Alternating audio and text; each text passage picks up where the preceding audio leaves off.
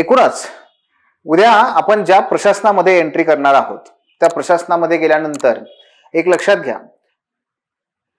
ज्या शासकीय सेवा असतात त्यांचे दोन गट आपण पाडू शकतो, एक तांत्रिक पद आणि दुसरी सर्वसामान्य पद.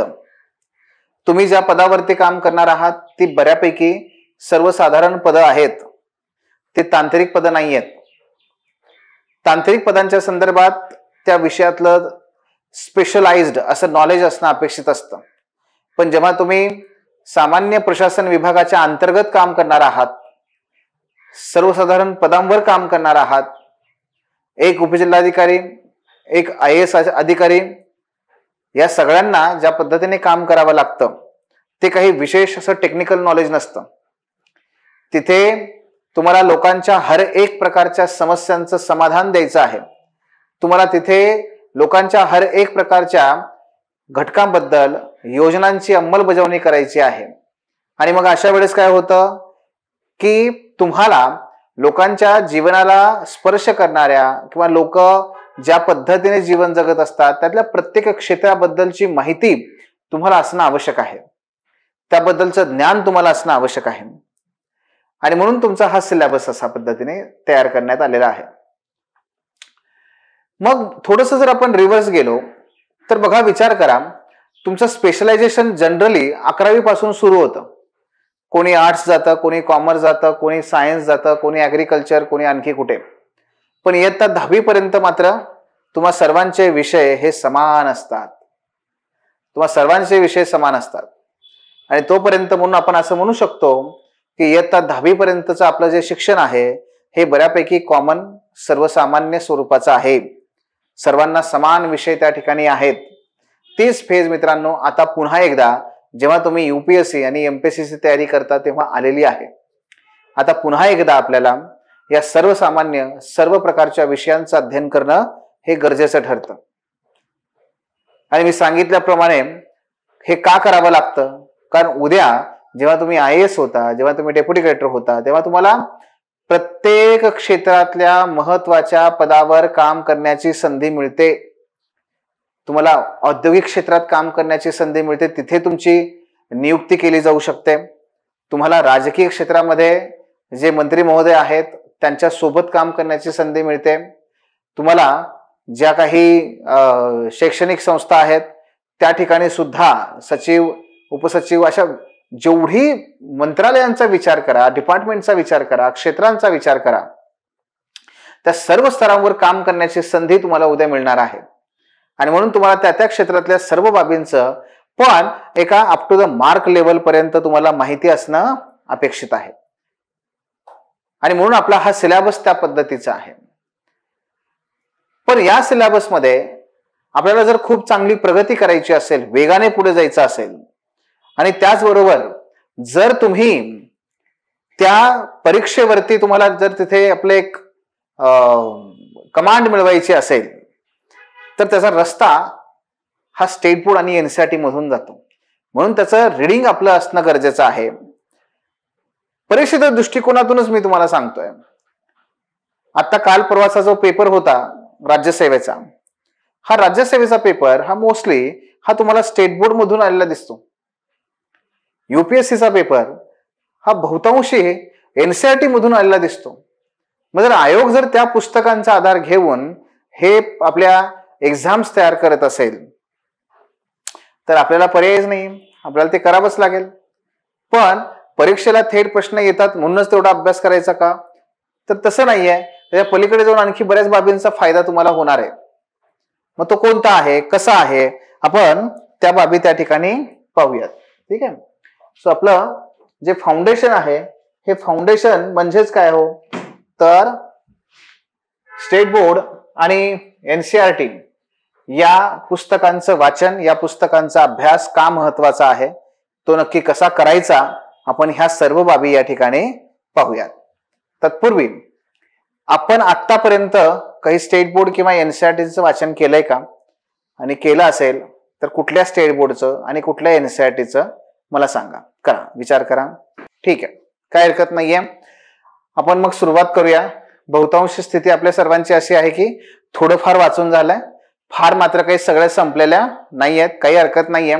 आपण आता बघूयात की नक्की ह्या सगळ्यांचा कसा उपयोग करून घेता येईल. ठीक आहे, चला बघूयात. सर्वात महत्वाचं काही समज आणि गैरसमज. पहिला मुद्दा आहे की आपण जी सुरुवात आहे ती शालेय पाठ्यपुस्तकं म्हणजे आपले जे काही स्टेट बोर्ड आहेत त्याने केली पाहिजे का एनसीईआरटीने केली पाहिजे. दुसरा मुद्दा, कोणत्या भाषेतून या पुस्तकांचं वाचन करावं. युपीएससी करतोय मग स्टेट बोर्डची पुस्तकं वाचली पाहिजेत का. पुढे इंग्लिश जास्त जमत नाही त्यामुळे एनसीईआरटी ही मराठीतून भाषांतरित असलेली काही पुस्तकं वाचता येतील का, सांगताय का. असं यातला पहिला जो मुद्दा आहे की सुरुवात ही शालेय पाठ्यपुस्तकाने का एनसीईआरटीने करावी, तर याचं उत्तर आहे दोन्हीने करावी. दोन्हीने करावी म्हणजे दोन्हीने करावी कसं, तर बघा काय होतं की आणि बरं अगदीच म्हणजे एखाद्याला समजा एनसीईआरटीचा फारच भाऊ असेल, इंग्लिशचा भाऊ असेल, तर मी असं सांगेन की स्टेट बोर्ड पासून करा, काही हरकत नाही. स्टेट बोर्ड पासून ते करू शकतो आपण. ते कसं करणार तेही आपल्याला समजून घ्यायचंय, कसं वाचायचं हे मी पुढे सांगतो. पण शालेय पाठ्यपुस्तकाने केली तर म्हणजे एनसीईआरटीच्या तुलनेमध्ये शालेय पाठ्यपुस्तकांची पुस्तकं ही फार सोपी आहेत. भाषा सोपी आहे पण कंटेंट कमी आहे. कंटेंट कमी आहे, त्याच्यामध्ये बाबी कव्हर केलेल्या कमी आहेत. त्यामुळे स्टेट बोर्डची पुस्तकं ही लवकर संपतात. अनेक आपल्याला आनंद असतो, चला माझं झालं, हे झालं, ते झालं, कॉन्फिडन्स वाढतो, तुम्ही तिथून सुरू करू शकता. दुसरं, कोणत्या भाषेतून वाचावं, तर मी असं सांगेन तुम्हाला जर शालेय पाठ्यपुस्तकं समजा मराठीतून तुम्ही मीडियम घेतलेला आहे, मराठीतून वाचा. शालेय पाठ्यपुस्तकं मराठीतूनच वाचा. पण मराठीतून वाचल्यानंतर जेव्हा एनसीईआरटी कडे येतो तेव्हाच प्रश्न येतो आपल्याला, तर एनसीईआरटी ही इंग्लिश मधूनच वाचा. का वाचा इंग्लिश मधून, पुढे एकदम मी पुढचा एक मुद्दा लिहिलाय बघा की ते म्हणजे इंग्लिश जास्त जमत नाही मग काय करायचं. कसं होतं मोस्टली बघा, तुम्ही स्टेट बोर्ड जेव्हा वाचलेलं असतं ना तर त्याच्यामध्ये तुम्हाला बेसिक सगळं कळलेलं असतं. त्याचा एक दोन पाऊल पुढचं जाऊन एनसीईआरटीने पुस्तकं लिहिलेली आहेत. मग जेव्हा मला ऑलरेडी ती बाब माहितीये, उदाहरण घ्या की समजा तुम्हाला प्राचीन भारतातील स्थापत्य आणि कला हे माहितीये, तिथे मंदिर कशी बांधली गेली, घरांची रचना कशी होती, हे तुम्ही मराठीतून वाचलं बरं का.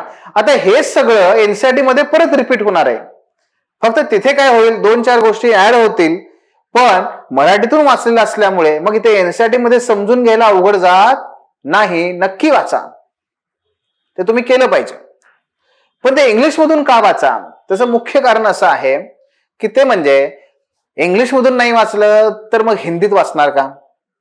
आणि हिंदी, आपली हिंदी म्हणजे काय, भागते भागते गया की, किंवा तो आमिर खानची हिंदी, हा बेडू बोलणे का नाही, जाणे का नाही. आता ह्या अशा हिंदीमुळे आपल्याला त्या पुस्तकातल्या हिंदीचा काहीच थांगपत्ता लागत नाही हो. पुस्तकांची हिंदी किंवा जी शास्त्रशुद्ध हिंदी आहे ना, इतकी डिफिकल्ट आहे की आपल्याला ते हिंदी कळत नाही. आणि म्हणून जर समजा शब्द एक असा सांगितला तुम्हाला, उर्वरक, माहितीये का उर्वरक काय असतं, माहितीये नाहीये. उर्वरक म्हणजे काय, तर मराठीमध्ये आपण त्याला खते असं म्हणतो. खत आपली शेतामध्ये टाकायची खत, ती खते. मग जमणार आहे का हे, त्याच्यापेक्षा इंग्रजी करावी. इंग्रजी का करावी, आपल्याला उगी भीती असते हो इंग्रजीची की नाही जमणार किंवा हे जमणार नाही ते जमणार नाही, काही अडचण नसते. आणि दुसरा मुद्दा काय, इंग्लिश मधून बऱ्यापैकी आपल्याला तिथे लगेच ते डिक्शनरी अवेलेबल असते, बघता येतं पटकन, तसं हिंदीचं नाहीये.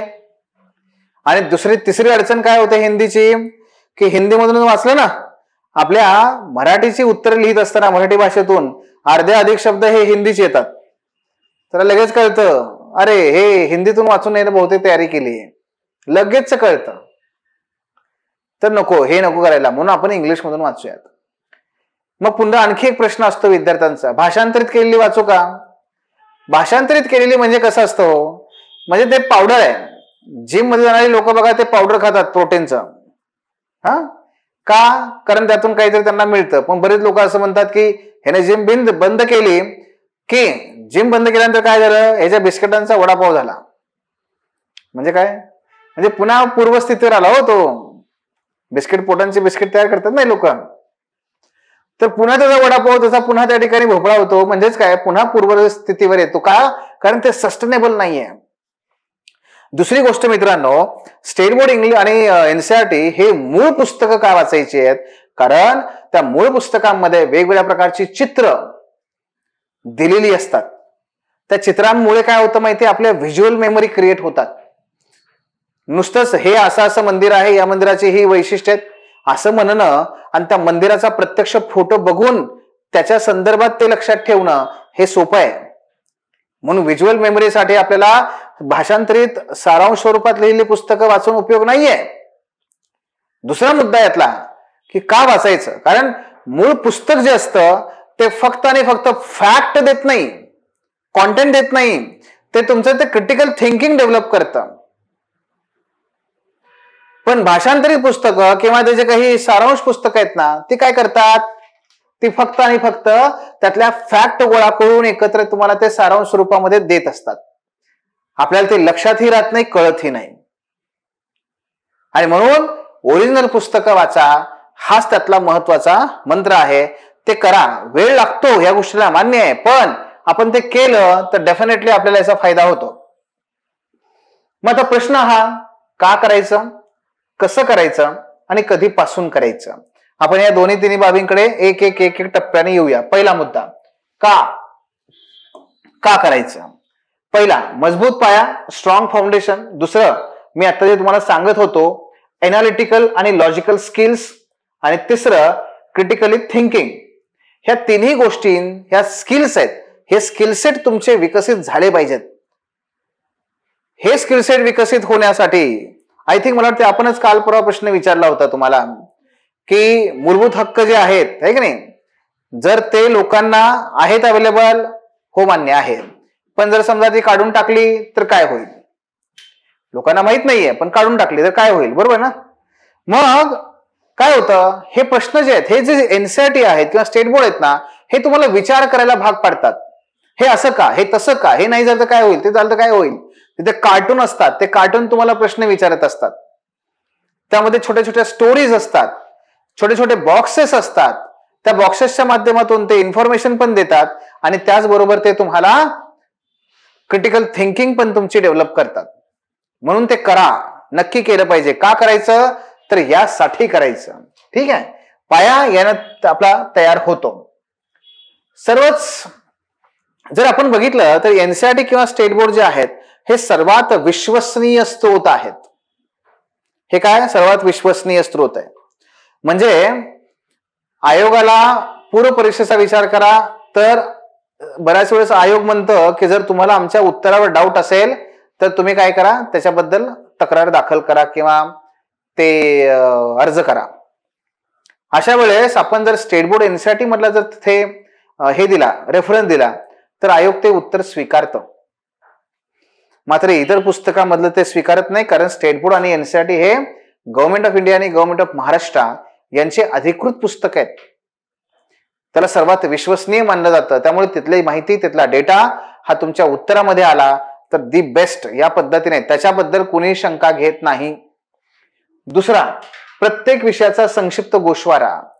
आपले प्रत्येक जे स्टेट बोर्ड आणि एनसीईआरटीची पुस्तक आहेत ना, हे आता समजा उदाहरण घ्या, जॉग्राफी, भारताचा भूगोल अभ्यासायचा आहे, भारताचा भूगोल अभ्यासायचा आहे, तर रेफरन्स बुक्स अभ्यासणं हे एका बाजूला आहे आणि ह्या सगळ्या रेफरन्स बुक्स मधून काय केलं जातं, सार काढला जातो आणि त्या 11वीच्या एनसीईआरटी मध्ये तो टाकला जातो. इंडियन जॉग्राफी आपल्या 9वी, 10वी, 11वीच्या पुस्तकामध्ये टाकला जातो. आपली स्टेट बोर्ड आणि एनसीईआरटी पुस्तक कशी आहेत? गोषवारा, म्हणजे एक प्रकारे काय, समरीज. पण समरी असताना सुद्धा अतिशय सुबोध भाषेत ते लिहिलेली आहेत. हा त्यातला महत्वाचा मुद्दा आहे. वाचण्यास आणि लक्षात ठेवण्यास सोपं, हे तर मी आता सांगितलंच तुम्हाला. अवघड विषयाची अतिशय सोप्या भाषेत मांडणी. आम्ही प्रत्येक सांगतो, म्हणजे ऑप्शनल तुमचा कुठलाही असला, तुमचा कुठलाही जीएसचा विषय असला, ज्याला जो विषय अवघड जातो त्याला आम्ही हे सांगतो की तू पहिल्यांदा त्याचे मग स्टेट बोर्ड वाच.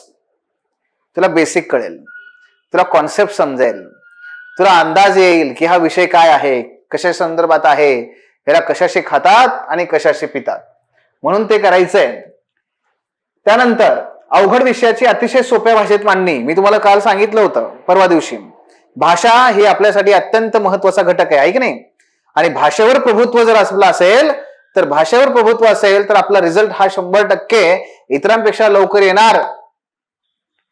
आणि भाषा मग कशी असावी आपल्या उत्तरांची, भाषा कशी समृद्ध बनवावी, त्याचा सर्वात विश्वसनीय स्रोत तो म्हणजे स्टेट बोर्ड आणि एनसीईआरटी. म्हणून वाचा.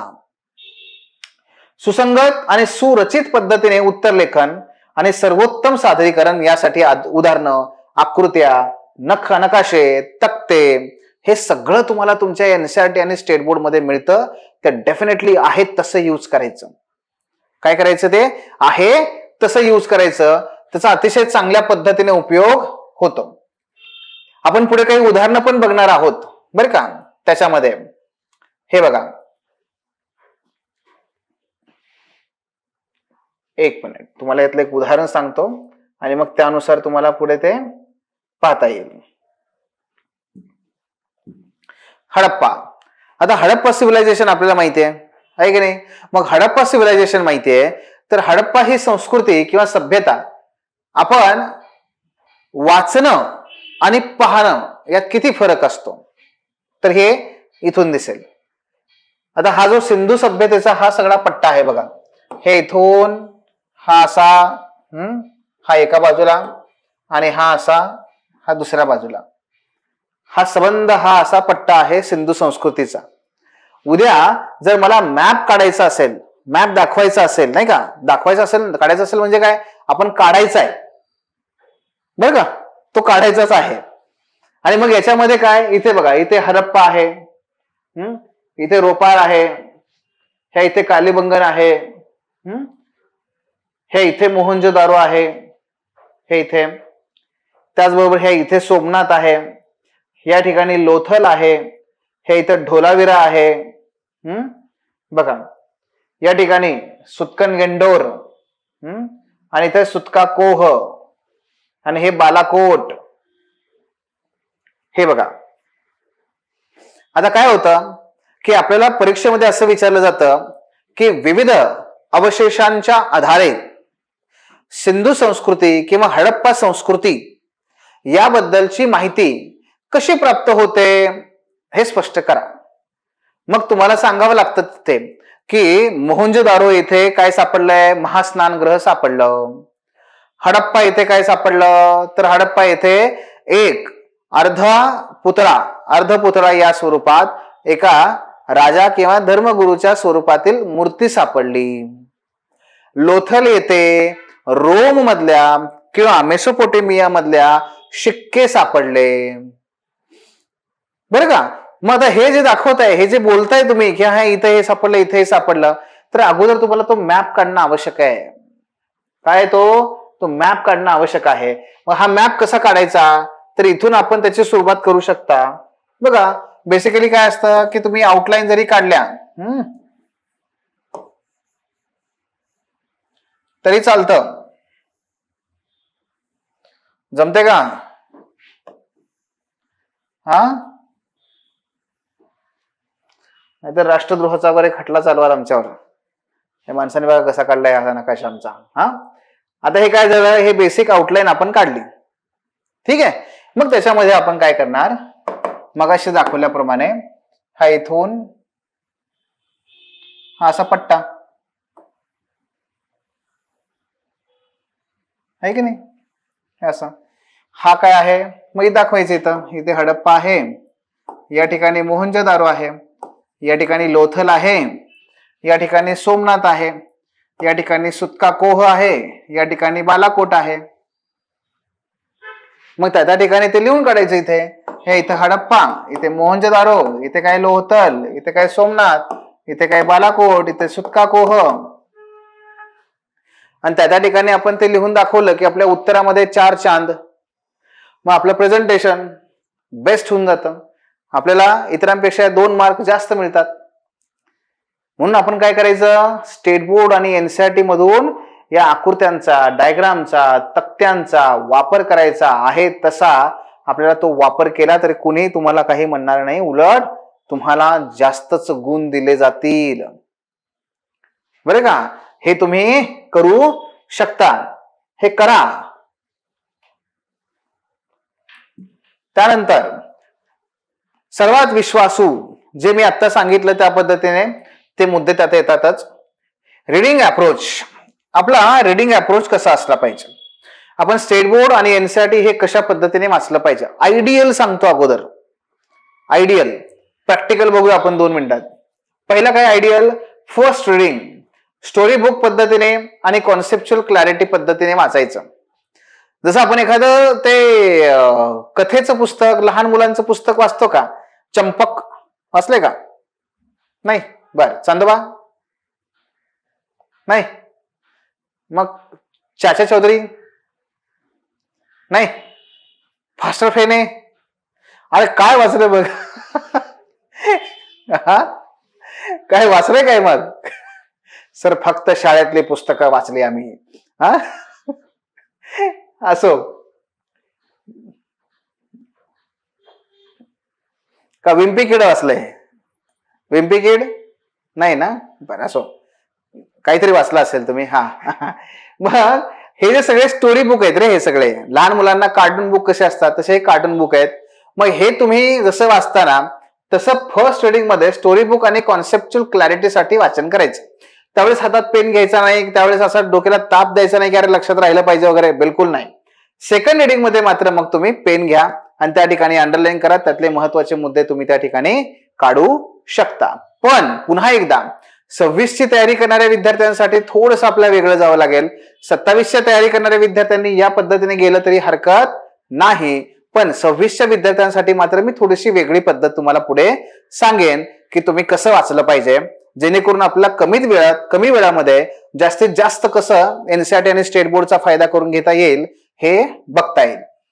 त्यानंतर सुरुवात कशी करावी किंवा कशा पद्धतीने तयार करावी, तर जसा हा हिला प्रश्न पडलाय तसा तुम्हालाही पडला असेल. असो, पहिला विषय हा सोपा, म्हणजे ज्याच्यापासून तुम्हाला जो विषय आवडतो, हिस्ट्री, जिओग्राफी, पॉलिटी, इकॉनॉमी, काय अजून असेल ते, सायन्स, एन्व्हायरमेंट, तुम्हाला जे वाटतंय ना सोपं, मला ज्यात इंटरेस्ट वाटतो ना, अगोदर तो घ्या.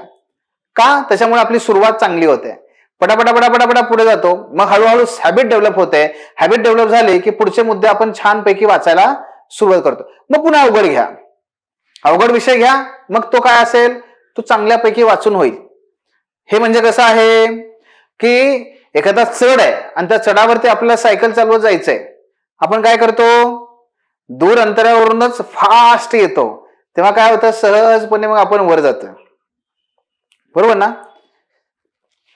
हे तसंच आहे. म्हणून सुरुवातीला सोपा घ्या, वेग वाढेल, ऑटोमॅटिक अवघड विषय पटापटा वर जाता येऊ शकतं. एक ते. दुसरं, परीक्षेसाठी अभ्यास हा विचार न करता मला त्याबद्दल माहिती पाहिजे. हो, उदाहरणार्थ मला माझ्या देशाची किंवा माझ्या समाजाची जी सभ्यता आहे, जो इतिहास आहे, तो मला माहित पाहिजे ना. आज मी जो इथे आलोय या मागे माझ्या हजारो वर्षातल्या पूर्वजांची देण आहे, त्यांचं कार्यकर्तृत्व आहे. मग ते मला माहिती पाहिजे. अरे कोण होते गौतम बुद्ध, कोण होते महावीर जैन, कोण होता सम्राट कनिष्क, कोण होता राजा हर्षवर्धन, हा फायन का आला भारतामध्ये, होयत्संग कधी आला, होयत्संग आल्यानंतर चीनचा प्रवासी त्याला लोकांनी का मारलं, का पळवून लावलं, काय झालं नक्की, कोण आहे हा. या मध्ययुगीन प्राचीन काळामध्ये भारत जगाची सोने की चिडिया म्हटलं जायचं. का म्हटलं जायचं त्याला सोने की चिडिया? जगाच्या एकूण 25% जीडीपी एकट्या भारतातून उत्पादित व्हायचा. एवढा मोठा देश, काय होतं ते. मग काय झालं असं की ज्याच्यामुळे मला दारिद्र्य आलं? का बरं आपण 150 वर्ष गुलामी खाली गेलो? का? हे मला जाणवलं पाहिजे, मला वाचायचंय, मला कळलं पाहिजे. कसं राज्यव्यवस्था चालते, पंतप्रधान कुठे असतो, प्रधानमंत्री आणि मुख्यमंत्री यांच्यात काय फरक आहे, काय चाललंय यांचं, का निवडणुका होतात, निवडणुका सारख्या का होतात, का महत्व आहे आमदारांना, का महत्व आहे लोकप्रतिनिधींना, का आणि कशा पद्धत, हे का, कसं, केव्हा, कुठे, याबद्दल मला उत्सुकता असायला पाहिजे. ती उत्सुकता शमवण्याचं माध्यम म्हणजे एनसीईआरटी आणि स्टेट बोर्ड. या पद्धतीने वाचा, इंटरेस्ट घेऊन वाचा, इंटरेस्ट येऊ दे त्यामध्ये. ठीक आहे, विषयाचा फ्लो समजून घ्या अगोदर, आणि दुसरं वाचन करण्याच्या अगोदर अभ्यासक्रम पाहायचा आणि मग त्याच्यानुसार क्वेश्चन पेपर पाहायचे आणि मग नोट्स वाचायच्या. अभ्यासक्रम आणि क्वेश्चन पेपर तर आपण पॅरलली त्या ठिकाणी करूयातच, पण ते वाचत राहणं गरजेचं आहे. मग योग्य ती पाठ्यपुस्तकं निवडणं. इयत्ता 6वी ते 12वी पर्यंतची पुस्तकं आपल्याला वाचायची आहेत, एनसीईआरटीची वगैरे, पण नक्की त्याच्यामध्ये कोणती ती सुद्धा तुम्हाला त्या त्या शिक्षकांकडून जाणून घ्यायचंय. तेवढीच करायची आहे, जास्त आपल्याला करायचे नाहीयेत. जसं की फॉर एक्झाम्पल एथिक्स साठी मी सांगितलं तसं फक्त 11वी आणि 12वीचं तत्वज्ञान, त्याच्यामध्ये फक्त काय तर चॅप्टर क्रमांक 5 एवढंच करायचं. जास्त काही करायची गरज नसते, पण त्या शिक्षकांच्या मार्गदर्शनाखाली आपण ती निवडायची आणि त्यानुसार ती वाचायची. 6वी 7वी 8वी मोस्टली ह्या पुस्तकामध्ये आपल्याला तेच चॅप्टर रिपीट होतात, छोटे छोटे असतात, पटकन संपतात. एका दिवसात 6वीचं पुस्तक संपतं जर एखादं पुस्तक घेतलं तुम्ही तर. ते फार अवघड असतात असं काही नाहीये. प्राथमिक इयत्तामधील पाठ्यपुस्तकापासून प्रारंभ करणं म्हणजे अगदी सुरुवात जी करायची आपण तर ती लोअर लेवल म्हणजे 6वी 7वी 8वी यासारख्या बाबी करायच्या आणि मग हळूहळू आपण 9वी 10वी यांच्याकडे जायचं. म्हणजे काय होतं, आपला पण अप्रोच बिल्डअप होतो, साध्या सोप्या शब्दाकडून आपण क्लिष्ट शब्दांकडे जातो आणि आपल्याला त्या ज्या ज्या काही कल्पना आहे संकल्पना आहे त्या चांगल्या पद्धतीने समजायला मदत होते. निष्क्रियपणे वाचायचं नाही. म्हणजे काय, सांगितलंय मास्तरने म्हणून वाचायचं नाहीये बरं का. हा, किंवा हे वाचलंच पाहिजे, अरे एवढं वाचायचं का, असं ओझं घेऊन वाचायचं नाही. इंटरेस्ट, मी म्हणलं मगाशी, इंटरेस्ट आला पाहिजे, स्वतःला जिज्ञासा असली पाहिजे की का. सर्व महत्वाचे मुद्दे सक्रियपणे अंडरलाईन करणं, नोट्स काढणं. म्हणजे काय, तुम्ही ऍक्टिव्ह राहा रे, ऍक्टिव्ह राहा. सुरुवातीला एकदा वाचा, पण नंतर मात्र ऍक्टिव्ह राहा, नोट्स काढा, अंडरलाईन करा. माहितीये अजून आपला अप्रोच नसतो नोट्स काढण्याचा, पण जे महत्वाचं वाटतंय त्याला हायलाइट तरी करा, काढून ठेवा आपल्या वहीमध्ये. हे आपल्याला पुन्हा पुन्हा पुन्हा रिवाइज करायचं आहे आणि त्या पद्धतीने त्याला घेऊन जायचं आहे. संकल्पना सगळ्यात जास्त महत्वाच्या आहेत, कॉन्सेप्ट बरं का. जसं की फॉर एक्झाम्पल संघराज्य. संघराज्य, आता हे संघराज्य म्हणजे काय, भारत हे काय आहे, संघराज्य आहे आणि त्यात हे पुन्हा ते अर्धसंघराज्य आहे की नाही. मग संघराज्य म्हणजे काय आणि अर्धसंघराज्य म्हणजे काय. ऑनलाईन भूगोलामध्ये हवा, हवामान, वातावरण हे 3 शब्द आहेत. मग हे कशाला म्हणायचं, काय असेल फरक यातला. वेदर, क्लायमेट, ॲटमॉस्फिअर, काय फरक आहे. 3 वेगळे शब्द आहेत की नाही, फरक असणार की नाही. आपल्याला ते बघायचं आहे, आपल्याला ते करायचं आहे, आपल्या ह्या संकल्पनावर फोकस करायचं आहे. ते उगीच शब्द वापरलेले नसतात, प्रत्येक ठिकाणी त्यांनी अर्थ दिलेला असतो. अतिशय छोडका असेल पण आपल्याला ते क्लॅरिटी येणं गरजेचं आहे. आणि म्हणून हे जे काही पुस्तकं आहेत ना ती वाचा, ती वाचली पाहिजेत. त्यानंतर प्रश्नांचा सराव करणं. प्रत्येक अध्यायाच्या शेवटी तुम्हाला काही सराव प्रश्न असतात, ती घ्या, लिहा. लगेच आपल्याला कळतं आपल्याला काय कळलंय ते, समजलंय का नाही ते. ठीक आहे. त्याचबरोबर जे प्रश्न आहेत ते लिहिण्याचा आणि सोडवण्याचाही प्रयत्न करायचा. बरेच पुस्तकं, मग सांगितलं ना मी, एनसीईआरटी, स्टेट बोर्ड, आयोग स्वतः सरळ सरळ प्रश्न विचारतो. उदाहरण सांगतो मी तुम्हाला. हे बघा, हा प्रश्न आहे 2019च्या पूर्व परीक्षेमधला UPSCचा. त्यांनी विचारलं होतं, खालीलपैकी कोणत्या राज्यातील मंदिर उभारणीत कल्याण मंडप बांधणे हे आवश्यक आहे. उल्लेखनीय वैशिष्ट्य होते. खालीलपैकी कोणत्या राज्यातील मंदिर उभारणीत कल्याण मंडप बांधणे हे उल्लेखनीय वैशिष्ट्य होते. उदाहरणार्थ चालुक्य, चंदेला, राष्ट्रकूट आणि विजयनगर. काय याचं उत्तर सांगता येईल बघा. याचं तुम्हाला मी इथे हे दाखवतो. हे आहे इयत्ता 12वी मधलं पुस्तक, इयत्ता 12वी इतिहासाचं पुस्तक आहे आणि त्यातला हा बघा, हे त्या ठिकाणी हे याचं दिलेलं आहे तो पॅराग्राफ.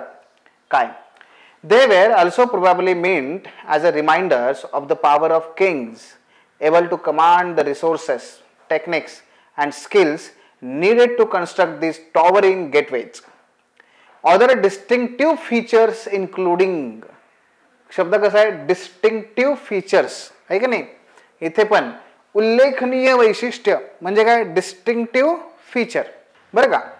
और पॅव्हिलियन्स and long pillared corridor that often ran around the shrines within the temple complex. Let us look at two temples more closely, the Virupaksha temple and the Vitthal temple. आहे तसे प्रश्न ते घेतात आणि तुम्हाला ह्या ठिकाणी ते विचारतात. प्रीती बरोबर आहे, हे विजयनगर साम्राज्यामधलं काय आहे आपल्याला याचं उदाहरण आहे, ते वैशिष्ट्य आहे, उल्लेखनीय वैशिष्ट्य. हेच नाही, अशा अनेक तुम्हाला त्या एनसीईआरटीच्या पुस्तकातून विचारले जाणारे ही प्रश्न आहेत आणि म्हणून ते करायचं आहे, आपल्याला व्यवस्थित करायचं आहे. भले वेळ लागला पण काय आहे, ते केलं तर ते वर्थ आहे, म्हणून वाचायचं व्यवस्थित. मी सांगितलं तुम्हाला मागे सुद्धा की केवळ एनसीईआरटीचा अभ्यास करून सुद्धा लोक IAS पर्यंत पोहोचलेली आहेत. एनसीईआरटी आणि क्लास नोट्स एवढं जरी केलं व्यवस्थित तरी सुद्धा ते पोहोचलेली आहेत. मग नकाशे, आकृत्या, मगाशी मी तुम्हाला याचं उदाहरण सांगितलंच आहे की नाही. हडप्पा असेल, चित्र, इथं बघा आकृत्या, नकाशे, चित्र, या सगळ्यांचा उपयोग आपल्याला करता येतो. बरं, त्याचा फायदा प्रेझेंटेशन मध्ये होतोच, कॉन्सेप्च्युअल क्लॅरिटीसाठी सुद्धा होतो. मगाशी आपण म्हटलं तसं की हडप्पा, आता ही हडप्पा जी आहे, मी किती म्हटलं असतं की हडप्पा भारताच्या वायव्य दिशेला पंजाब, हरियाणा, उत्तर प्रदेश, वेस्टर्न UP आणि आजचा पाकिस्तान, बलुचिस्तानचा भाग, हे सिंधचा भाग, या ठिकाणी हडप्पा, हे म्हणणं आणि हे असं दाखवणं यात फरक असतो. हे समजायला सोपं जातं आणि त्याचबरोबर आणि बरं लक्षात पण राहतं, हे कायमचं राहतं ना आपल्या व्हिज्युअल मेमरीमध्ये की हा हे इथपर्यंत एवढाच आहे. हे जसं काही हे असं दिसतंय बघा, हे की नाही, हे असं का दिसतंय आपल्याला इथे, हे असं का बरं इथे या ठिकाणी ती आपल्याला सिंधू सभ्यता ही अशी का दिसते सांगा, या बाजूला इकडे आणि या बाजूला इकडे, कारण सिंधू नदीचं हे त्रिभुज प्रदेश आहे ना त्यामुळे मग लगेच हे कळायला लागतं. मग जॉग्राफी आणली इथे, आपण जॉग्राफी आली, त्याचबरोबर आपली हिस्ट्री आली आणि हेच सगळं आपल्याला आपल्या मेन्समध्ये हे या पद्धतीने काढून पण दाखवता येतं. आपण मगाशी काढलं, ड्रॉ केलं. सो कॉन्सेप्च्युअल क्लॅरिटी आपल्या प्रेझेंटेशनमध्ये या सगळ्या गोष्टींचा फायदा होतो. तोच नकाशा आहे, आणखी याला मोठा केलेला आहे जेणेकरून तुम्हाला आणखी त्यातल्या 4 गोष्टी समजाव्यात म्हणून, पण नकाशांचा फायदा होतो. उदाहरण दुसरं घ्या, भारतातील ब्रिटिशकालीन वस्त्र उद्योग. हा एक आता उद्योग आहे, वस्त्र उद्योग. आता एनसीईआरटी मध्ये बघितलं आपण तर त्यांनी काय केलं बघा, भारतात ब्रिटिशकालीन वस्त्र उद्योग हे डॉटच्या माध्यमातून, हे इथं बॉम्बे म्हणजे काय, आपल्याला एवढं कळलं की अरे बॉम्बे आणि बेंगॉल हे सगळ्यात जास्त मोठे काय होते, ब्रिटिशकालीन भारतामध्ये वस्त्रोद्योग असणारे ठिकाणं होते. Location of large scale industries in India 1931. मग त्यानंतर त्याच्याबरोबरच आणखी कुठं होतं, मद्रास, हे 3 ठिकाणं आहेत. पण युनायटेड प्रोव्हिन्स म्हणजे आजचा UP, Punjab, Bihar, central province, prelims मध्ये विचारलं तर तुम्हाला ते काय विचारतील, खालीलपैकी कोणकोणती ठिकाणं ही वस्त्रोद्योगासाठी हे होते, प्रसिद्ध होते. किंवा अगदी तुम्हाला मेन्स मध्ये लिहायचं आहे की ब्रिटिशांनी काय केलं, भारतातील वस्त्रोद्योग पारंपरिक हा नष्ट केला आणि नव्याने आधुनिक वस्त्रोद्योग निर्माण केला. मॅप दाखवता येतो, हे आपल्याला कळून जातं. त्यानंतर मग पुस्तकं किती वाचायची, केवढी वाचायची, कशी, आपण तेही बघूयात. आपल्याला ही पुस्तकं जी आहेत ही वाचावीच लागतात, त्याच्या भक्कम पाया तयार करतात म्हणून. पण त्यासोबतच आपल्याला तेवढंच करणं पुरेसं नाहीये, आपल्याला आपल्या नोट्स असतील किंवा एखादं रेफरन्स बुक त्या विषयाला आपल्याला करायचं आहे. आणि परीक्षेच्या सर्वांगीण दृष्टिकोनाकरिता मग संदर्भ पुस्तकं, चालू घडामोडींचं अध्ययन, त्याचा सराव करणं, हे सुद्धा इथे करणं अपेक्षित आहे. पण ते आपण करूयात, त्या टप्प्याने करूयात. हे कसं करायचं त्या बाबी मी सांगतोय. कधी सुरुवात करायची तर ज्या दिवशी ठरवलंय अधिकारी व्हायचं त्या दिवसापासून आपल्याला हे ठरवावं लागतं. मी मगाशी सांगितल्याप्रमाणे यातला जो मुद्दा आहे तो असा की आता जर आपल्याकडे वेळ नसेल तर आपण काय करू शकतो, सिलेबसचा पॉइंट हा आपण केंद्रस्थानी ठेवायचा, बरं का. म्हणजे कसं, फॉर एक्झाम्पल वस्त्रोद्योग, हा वस्त्रोद्योग आपण केंद्रस्थानी ठेवला तर हाच वस्त्रोद्योग आपण काय करणार, इथे स्टेट बोर्डमध्ये कुठे चॅप्टर आहे तो सरांना विचारायचं, शिक्षकांना विचारायचं, ते सांगतात. तोच चॅप्टर NCERTच्या 12वी मधला जो NCERTचा चॅप्टर आहे त्यातून वाचायचा आणि तोच चॅप्टर जर रेफरन्स बुक तुम्हाला सांगितलेला असेल तर त्या रेफरन्स बुक मधून सुद्धा तुम्ही तो करायचा आहे. आणि मग त्यानंतर आपल्या नोट्स. सो या मेथडमध्ये काय होतं, आपला सिलेबस संपतो आणि आपल्या स्टेट बोर्ड NCERT पण संपतात. सुरुवात मी कशी केली आहे बघा, इथं मी सुरुवात स्टेट बोर्डने केली आहे. म्हणून वस्त्रोद्योगाचा मी अभ्यास करत तर पहिल्यांदा मी स्टेट बोर्ड वाचेन पटकन, NCERT वाचेन पटकन, रेफरन्स बुक, आणि त्यानंतर मी पटकन नोट्सकडे सुद्धा जाईन. सो या पद्धतीने जर आपण केलं तर डेफिनेटली आपल्याला खूप चांगल्या पद्धतीने याचा फायदा होईल स्टेट बोर्ड आणि NCERTचा. इथेपर्यंत कोणाला काही अडचण, कुठला प्रश्न वगैरे?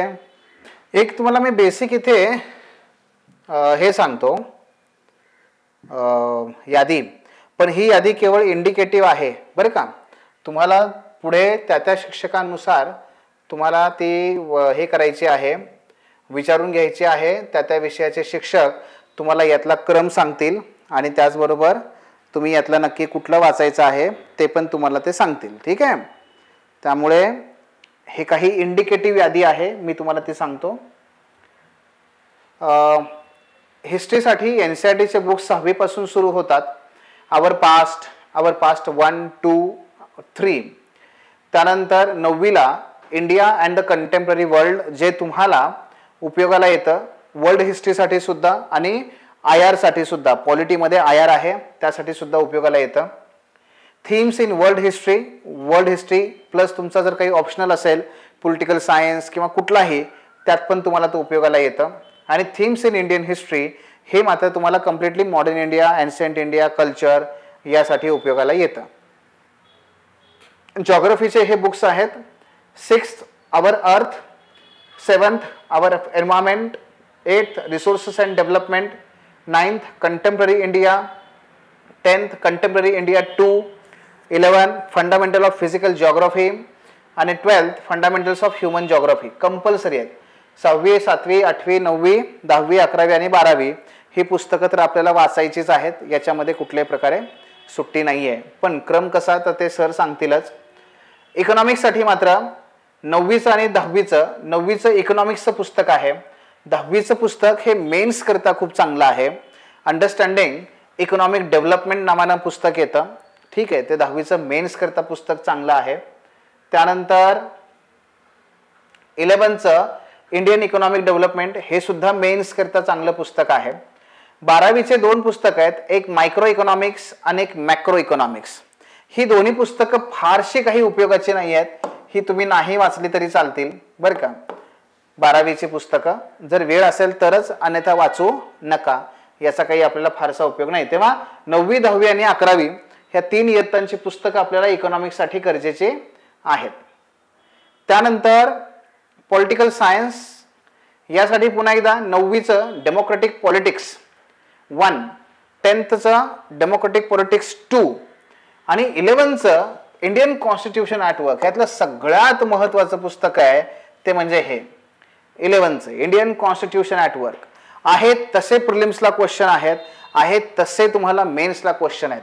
सगळ्यात महत्त्वाचे NCERT म्हणजे इंडियन कॉन्स्टिट्यूशन ॲट वर्क, ती तुम्ही वाचू शकता.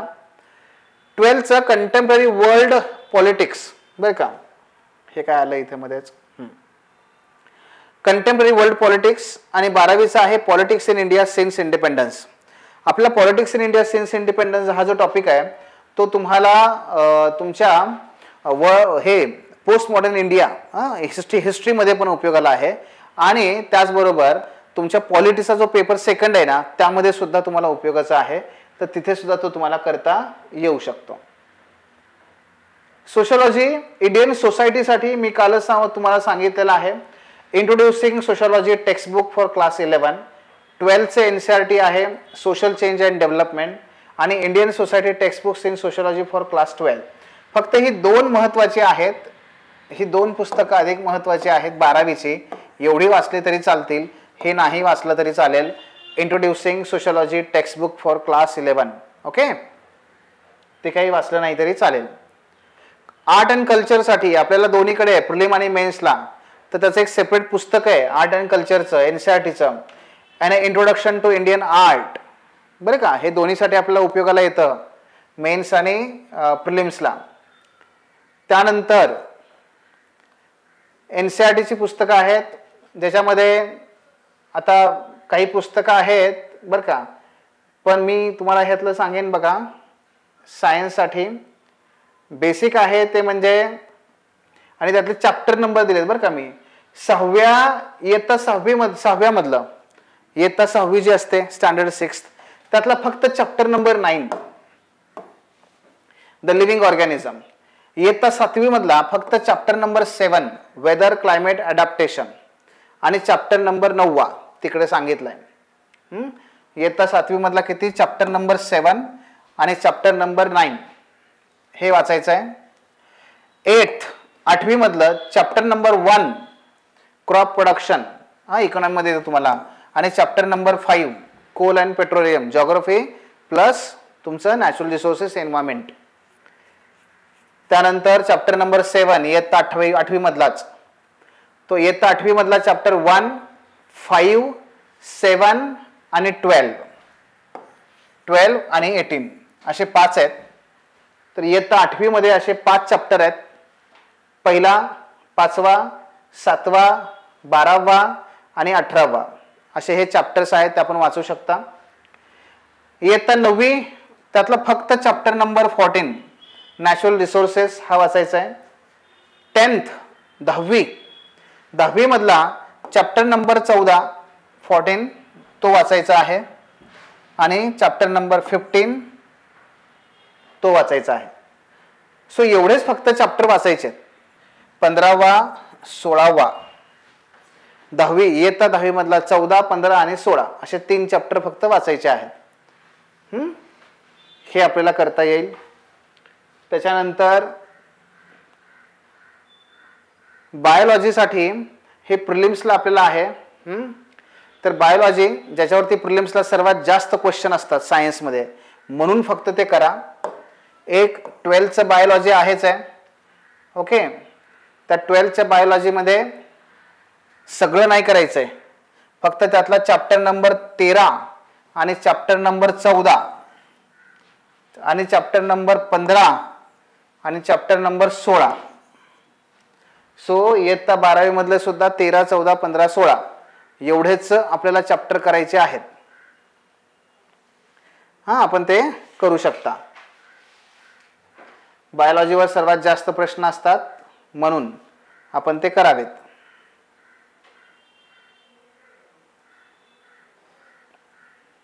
आता हे अवांतर वाचनाची यादी आहे, ते आपण नंतर तुम्हाला देऊ. ते पण एक बेसिक तुम्हाला कळलं ना की आपल्याला काय करायचं आहे आता. सो NCERT रीडिंग सजेशन्स त्या ठिकाणी आहेत. सो एवढं जरी आपण केलं तरी चालण्यासारखं आहे. अगदी स्पेसिफिक काही NCERT कुठल्या कशा करायच्या आपल्याला ते कळून गेलं. हिस्ट्रीसाठी इतिहासासाठी आपण स्टेट बोर्डमध्ये इयत्ता 6वी ते 12वी ही पुस्तकं आपल्याला उपयोगाची आहेत. State board. जॉग्राफीसाठी सुद्धा भूगोल 6वी ते 12वी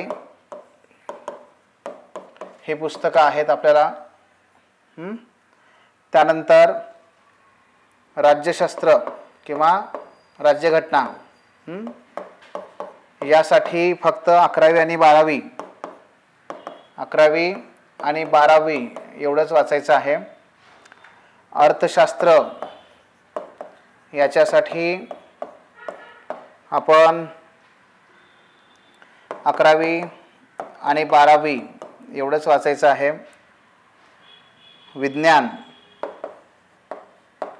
विज्ञानसाठी 8वी, 9वी आणि 10वी एवढंच करायचं आहे.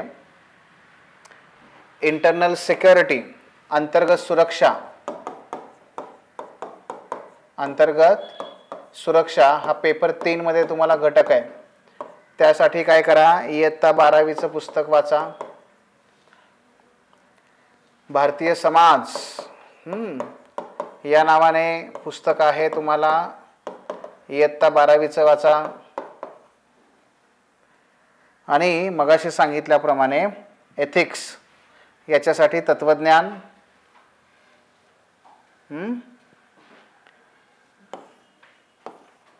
नीतिशास्त्र, याच्यासाठी तुम्ही 11वी व 12वी तत्वज्ञानाचं पुस्तक, त्यामध्ये 5व्या नंबरचा चॅप्टर, 5th चॅप्टर. इंग्लिशमध्ये सुद्धा ही पुस्तकं सगळी अवेलेबल आहेत प्रीती, त्यामुळे ते करता येतात. स्टेट बोर्ड सगळी पुस्तकं इंग्लिशमध्ये अवेलेबल आहेत. चालेल. मग आता सुरुवात करा. डेली बेसिसवरती एक क्वेश्चन पेपर आणि डेली बेसिसवरती सिलेबस हे दररोज वाचत राहायचं, इररिस्पेक्टिव्ह ऑफ सब्जेक्ट वाचत राहायचं. हां, आज पहिला पेपर होता, दुसरा पेपर होता, तिसरा पेपर, चौथा पेपर, हे डेली वाचा. डेली एक क्वेश्चन पेपर वाचा. हां, आणि सुरुवात करा. अभ्यासाला सुरुवात केली पाहिजे पटकन. मग काही सांगितलं त्या पद्धतीने पण जाऊ शकता. सिलेबसला फोकस करा. Same topic NCERT, same topic state board, same topic असा. इवन काय होतं बघा, NCERT स्टेट बोर्ड वाचताना सुद्धा पुस्तकं 1, 2, 3 असं 6वी, 7वी, 8वी असं वाचत जायचं नाही. तर सेम टॉपिक घ्यायचे. म्हणजे समजा 1857चा उठाव असेल तर तो उठाव मग कुठल्या कुठल्या पुस्तकात आहे, तर 8वीत आहे, 10वीत आहे आणि 12वीत आहे. ठीक आहे, मग या 3 पुस्तकातला 1857चा उठाव सलग वाचून काढायचा, म्हणजे तो सर्वांगीण स्वरूपात तो कव्हर होतो. ठीक आहे, चालेल. ओके. पुढचं जे सेशन आहे ते कॅन्सल झालं आहे, कारण आज पण सर नाही आहेत, तब्येत त्यांची ठीक नसल्यामुळे आपल्याला पुढचं सेशन कॅन्सल करावं लागलेलं आहे. आपण आज थांबूया तिथे.